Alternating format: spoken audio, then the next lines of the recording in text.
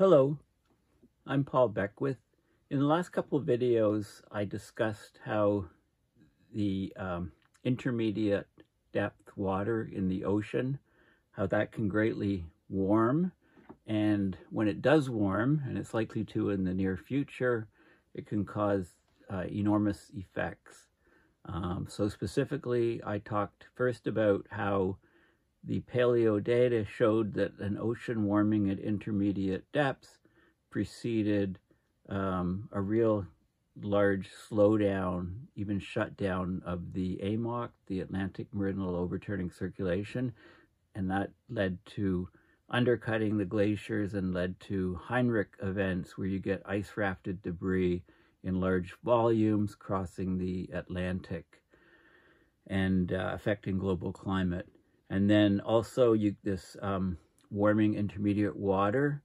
I showed how there was a paper that looked at how it would release large amounts of methane from methane clathrates that were embedded in the sediments down to about 800 meters off Africa.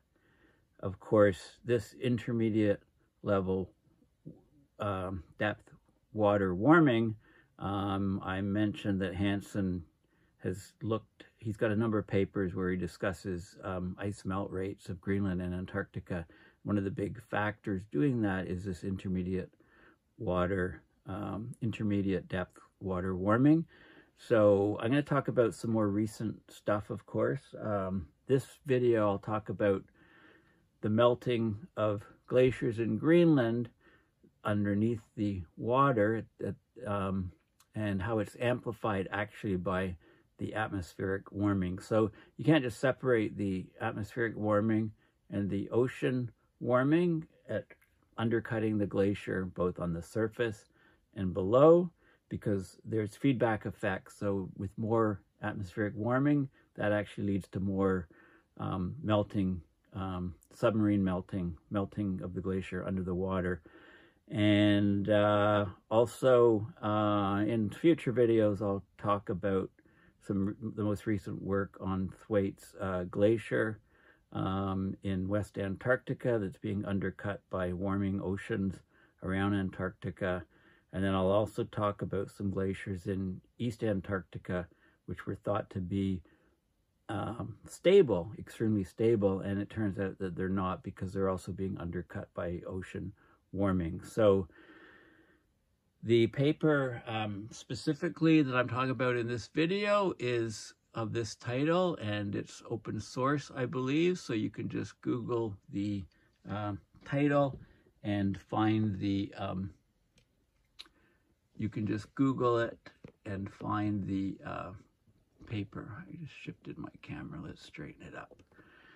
Okay, so before I get into this paper, I just want to show you, where are we here? Right here. I just want to show you, Google Earth, very useful tool. You can zero in on Greenland and look at specific areas that are, where the glaciers are, and, great detail on the coastlines, et cetera, et cetera. So very useful. I always, when I'm talking about something or look at a paper, I always try to go to Google Earth and move around and, get an overall feel for, the size of things, what I'm looking at. Okay, and if you go into Google Images and Google Greenland topographic map, you can get some images of what Greenland actually looks like without the ice. So, where does the water, where is it able to go far inland on Greenland, for example? So there's two images. This image here, topographic map, shows the mountainous areas around the edge and sort of a depression area or a valley in the center. Lots of topography under the ice. So you can imagine water going far inside Greenland underneath the ice, and that's actually the case. So this is a topographic map of Greenland bedrock, It shows the topography without the ice sheet. Okay, so what you can see is, and this is meters, you know, below and above sea level. So you can see the mountainous areas here, but you can see these are low areas and they would be under present day sea level. Up to, you know, the water depth. This is the continental shelf roughly here, you know, this light blue area, but it's also the same depth here. So it's up to what, maybe 750 meters, maybe even a kilometer deep in these regions. So without ice, this is what it looks like.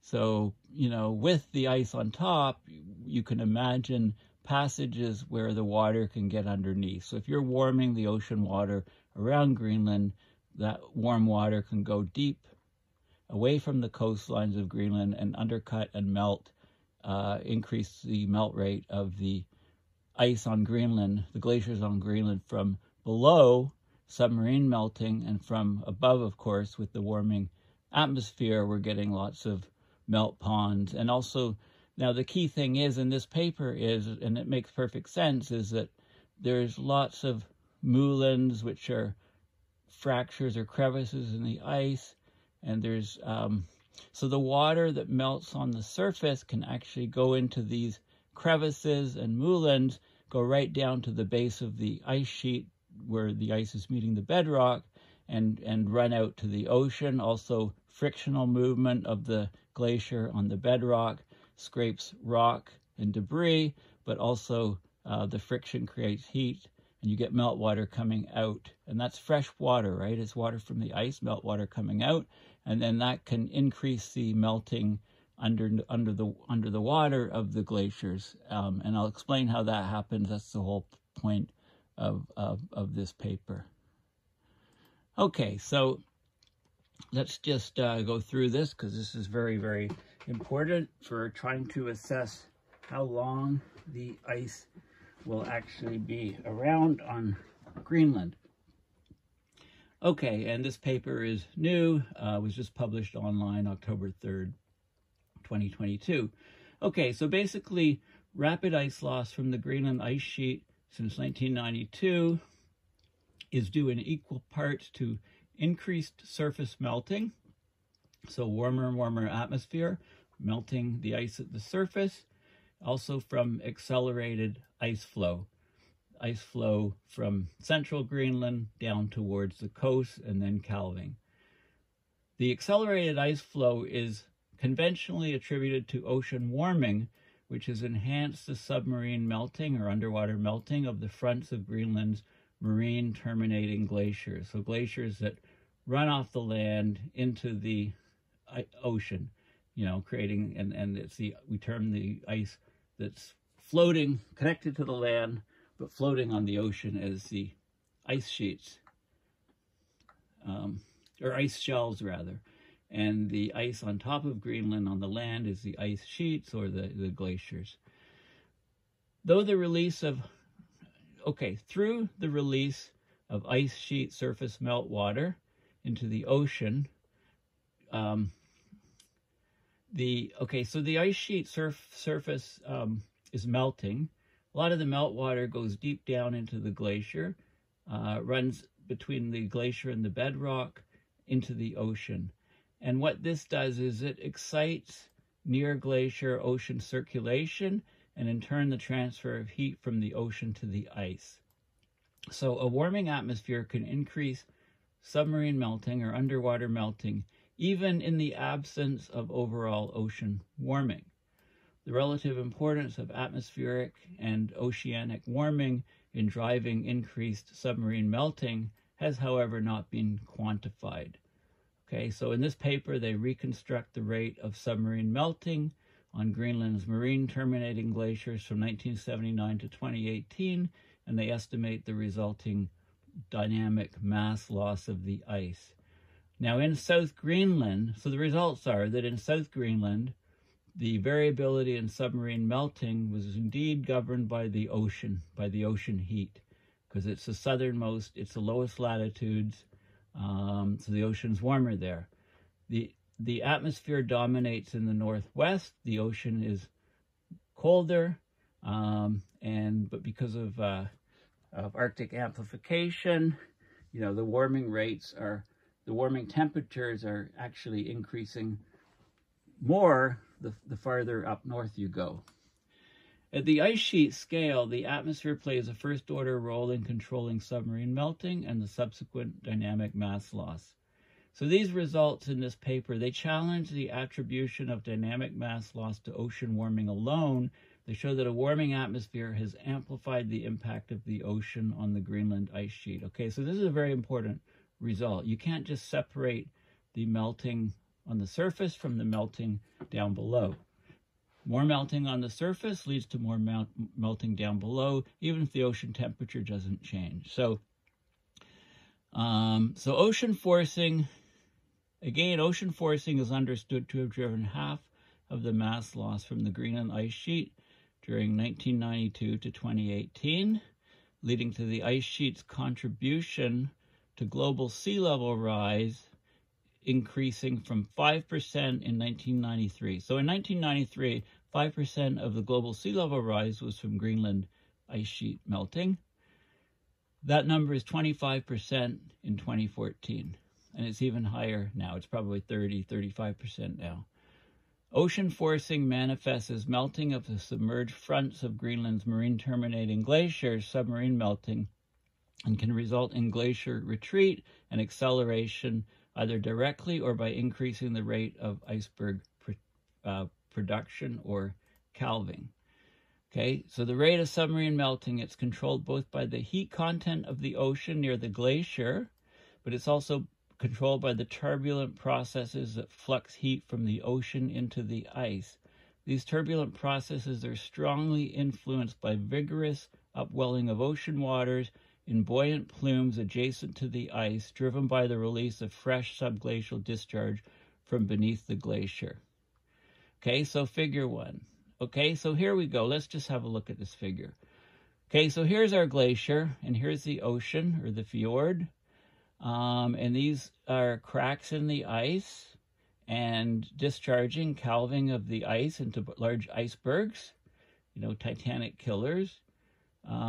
This is the thickness of the ice. This is the bedrock down below. So you get this glacier, this ice is moving along the bedrock, scraping rocks up into that are embedded in the ice. But this friction here at this surface causes basal melting, or melting of the bottom of the ice. You also get surface melting, forming these pools, and of course the density of water is 10% greater than the density of the ice, so the water works its way down through the ice and exits towards the ocean. And you can get these moulins here, these large crevices, so you get water coming through here. Now this water is fresh water, okay? It's close to the melting point it's close to zero. Now, of course, this fresh water then goes into the ocean. Now, it's colder than the ocean water, but it's completely fresh. The ocean water has got lots of salt in it. So the actual fresh water that's cold is more buoyant than the salty ocean water. So you get these buoyant plumes coming up. And as they rise, the water's heated up by the surrounding ocean. So the plumes, you know, you get these large flows coming up, and they warm up here. So what they do is you get turbulent mixing here, and it causes melting of the glacier sort of back up to this line here. You know, as it's rising, it displaces the water here, so you get water entering in and training. So it brings warm water up against the ice, melts it out, and the process repeats. This is fjord. There's circulation of ocean water in the fjord. There's ocean variability. Temperatures are changing. There might be sills. But this is the whole thing. So the more surface melting, the more water coming down, the stronger the flow rate of the plumes, the more heat that is then brought to melt the ice. So, of course, if the ocean's warming, it's melting more of the ice. The surface is melting. It's melting the surface, so there's a lot of mass loss here, but there's also this effect here. So the more surface melting there is, the more underwater or submarine melting that there'll be. So there's a very important feedback going on here. Okay. The subglacial discharge is sourced largely from atmospheric-driven melting of the ice sheet surface. Thus, submarine melting experiences both oceanic and atmospheric influences, with the oceanic variability controlling the heat available for melting, right? And the atmospheric variability determining to a large extent how much of that heat is actually used, how much of the heat in the water is actually brought against the surface of the ice and melting. So the larger the plumes, the stronger the plumes are, the more melting there will be. The relative importance of the atmospheric and oceanic sources of variability to submarine melting has not been quantified up to now. The prevailing view is or was that submarine melt rate variability and the consequent impact on marine terminating glacier dynamics result predominantly from changes in the ocean. Previous work was limited to individual glaciers or wasn't accounting for the atmospheric influence on submarine melting. Okay, so this has limited our understanding of the fundamental sensitivity of the ice sheet to climate warming and restricts our ability to project future change. So what they do here is they used observations and reanalysis of the atmosphere and ocean to reconstruct the submarine melt rates at Greenland's marine terminating glaciers, all of them over a 40-year period from 1979 to 2018. They isolated the variability driven by the atmosphere and the ocean respectively, okay, separated them out to figure out what was going on. Okay, and here's some of the results. The plume-driven submarine melt rate is DMDT, change of mass per unit time. They did this for 123 marine terminating glaciers around the ice sheet. So this was an extensive study, and they got this equation, m-dot, or DMDT, is equal to 0.142 times q to the power of 0.31 times tf to the power of 1.19. Q is the subglacial discharge rate, so it's a volume flow rate. It'll be meters cubed per second, and it's the subglacial discharge. It arises from both surface melting, with the water going to the base, and frictional melting at the bed. TF is the ocean thermal forcing part, which is the difference between the ocean temperature and the freezing point of the ice. Okay, and they found the relative change in the melt rates using this equation was, this was from theory, from observations, and from modeling, and this equation describes the overall melt rate, the submarine melt rate, very, very well for many glaciers. Okay, they estimated the surface melting from, and to get a surface melting volume from a regional climate model over Greenland. And of course, they had to account for the subglacial, the hydrological catchment of the glacier. So what area of meltwater on the surface was being caught in a particular glacier. The assumption that the majority of surface meltwater enters the fjord subglacially is supported by a high moulin and crevice density at the margin of the ice sheet. So most of the water that is melted from the surface of the glacier ends up at the bottom of the glacier and ends up running between the bottom of the glacier and the bedrock into the ocean. The discharge from melting at the ice sheet bed is assumed constant. Okay, that's from the friction, and that's estimated using another previous work. The ocean thermal forcing is estimated using a multi-model mean of ocean reanalysis, a whole bunch of ocean models, okay, taking into account the fjord bathymetry. And of course, these things all change seasonally. So let's have a look at the results from the map. Okay, so this is Greenland. Okay, so first of all, we have the ocean thermal forcing at the ocean bottom or at 1,000 meters, whichever is shallower. So that's the scale, the colors here. So this is the ocean thermal forcing in degrees Celsius. So this is 1 Celsius up to 7 Celsius. Of course, the warmer water is at lower latitudes, and it's affecting southern Greenland more. And then as you go up here, the water gets cooler, and the northern Greenland is the coldest. Okay, and these boxes are the submarine melt rate in meters per day. Okay, so yellow is the highest melt rate. So the highest melt rate underwater is at this location.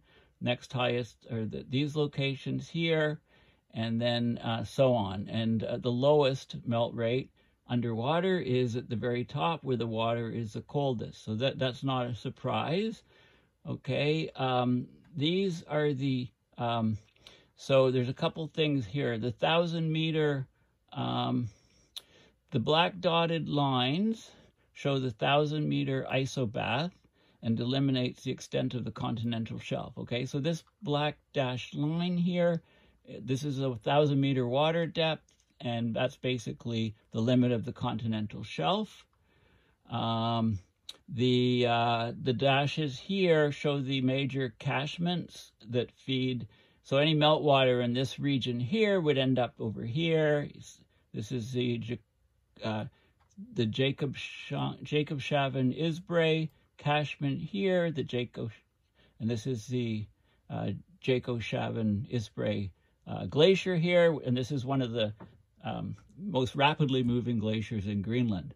This is the Helheim over here, feeding this region, and another one, unpronounceable, Kangerlugskuk, KG, feeding this one. There's 5 ice sheet regions looked at: north, northwest, northeast, center west, and south. And these are the current, this is the current, this is the Erminger Sea current, the Davis Strait, and the Denmark Strait currents. And you can see the dashed black lines here. So this is, all these glaciers are in the northwest. These ones are considered in the north, the northeast, and the south. Okay, central here.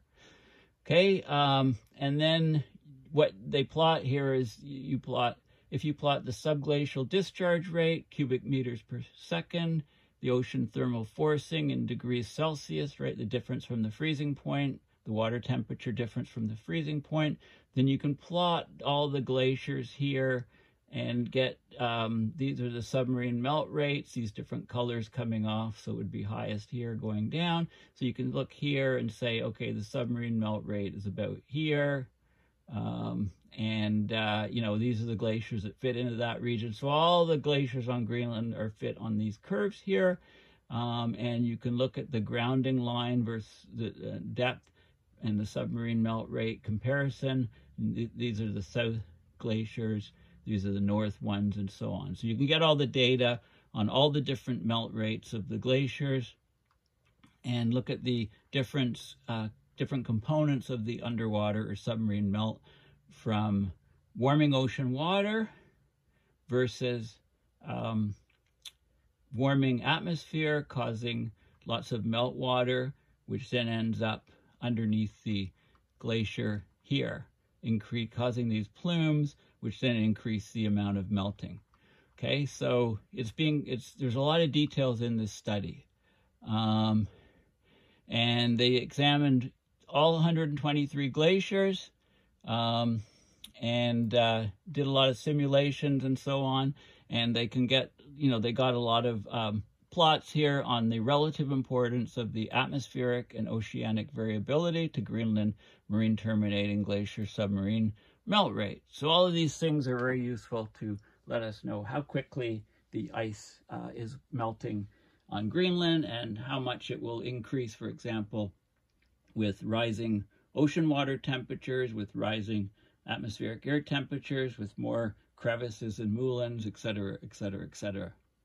And always keep in mind the topography of Greenland that I showed you at the beginning of this video. So there's lots of plots here. This is the change in submarine melt rate over the years from 1979 to 1993 in this case, actually, versus 1979 to 1993. Okay, this was the baseline, the bench line. It goes actually up to 2014. So it shows this is the component of submarine melt rate increase from the atmosphere, the warming atmosphere only in South Greenland, the ocean thermal forcing only, and if you combine them both, this is the melt rate in the south, central, central west, northwest, and all of Greenland. Then you can get the change in forcing, heat forcing, both from the forcing being from subglacial discharge and from thermal forcing. Okay, so you can look at those, and you can also look at the, so this is a normalized retreat of the glaciers in the south versus in the central west, in the northwest, big increase here, and all of Greenland, and you can look at the sea level contribution, over the years, over that time frame. This is the total. This is from ocean atmospheric warming, and this is from ocean warming. Okay, so you can get all that data. Okay, so let's just look at a couple more things. So the interplay of atmospheric and ocean variability. Okay, so this paper is very important because it's looking at the relative importance of the atmospheric and oceanic sources of variability in submarine melting to ice sheet dynamic mass loss. Okay, and this allows us to find the sensitivity of the glaciers to underwater melting, submarine melting, versus surface melting. And owing to plume dynamics and the physics of heat transfer from ocean to ice, the melt rate parameterization contains the subglacial discharge and ocean thermal forcing raised to the power 0.31 and 1.18 respectively. So this is the formula. So based on all of these observations and theory, you can get the formula describing the submarine melt rate, m dot equals. So there's, if you know what Q is, if you know the subglacial discharge and you know the thermal forcing, you can calculate the mass rate of any of the glaciers on Greenland. And, you get reasonable results from that formula.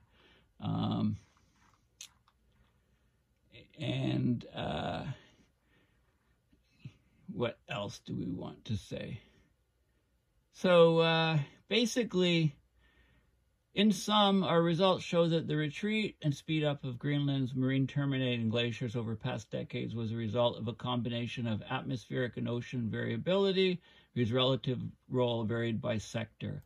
In South and Central West Greenland, it was largely a result of ocean warming. In Northwest Greenland, the atmosphere played the greater role. These regional differences arise from the same large-scale atmospheric and oceanic circulations that explain spatial variability in submarine melting. South Greenland is directly exposed to North Atlantic Ocean variability, while Northwest Greenland sees only a muted signal because waters lose much of their heat as they travel up the west coast of Greenland. Similarly, owing to Arctic amplification and a differing cloud response to large-scale atmospheric changes, Northern Greenland has seen greater relative increases in air temperature and subglacial discharge in southern Greenland, although changes in the south remain larger in an absolute sense. Our conclusions for Northwest Greenland are comparable to some previous work, which found that marine terminating glaciers on the other side of Baffin Bay in Arctic Canada have primarily responded to atmospheric temperature. So the primary implication of the results of this paper is that a full understanding of submarine melting and its impacts requires careful accounting of both atmospheric and oceanic change, particularly as large-scale circulation ensures that these changes may not be coupled either in space or time. For example, global climate models project nuanced and regionally variable ocean warming over the coming century. Yet the same models, once downscaled using regional climate models, they also project vast ice sheet-wide increases in subglacial discharge. Okay, so these large increases in subglacial discharge can amplify or overwhelm the ocean source variability in submarine melting, leading to the possibility that submarine melt rates could continue to increase and drive glacier retreat, even if for some regions or time periods the ocean is not warmed. The dynamics of these plumes at Greenland's tidewater glaciers ensure that atmospheric variability is a first-order control on submarine melting and the associated glacier retreat and dynamic ice loss.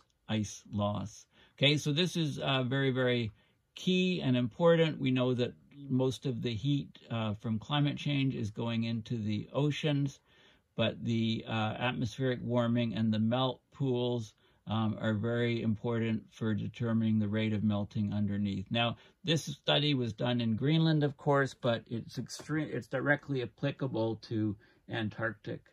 So the same factors will be going on in Antarctica, although Antarctic is actually a bit easier because the surface melt is greatly reduced, unless you're in areas like the West Antarctic. The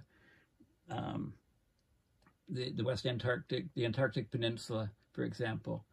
There's some regions on the outskirts where you do get the surface melting, but you know, it's more of an ocean warming thing for Antarctica. And I'll discuss Antarctica, both West Antarctica, the Thwaites Glacier, and East Antarctic in a couple separate videos.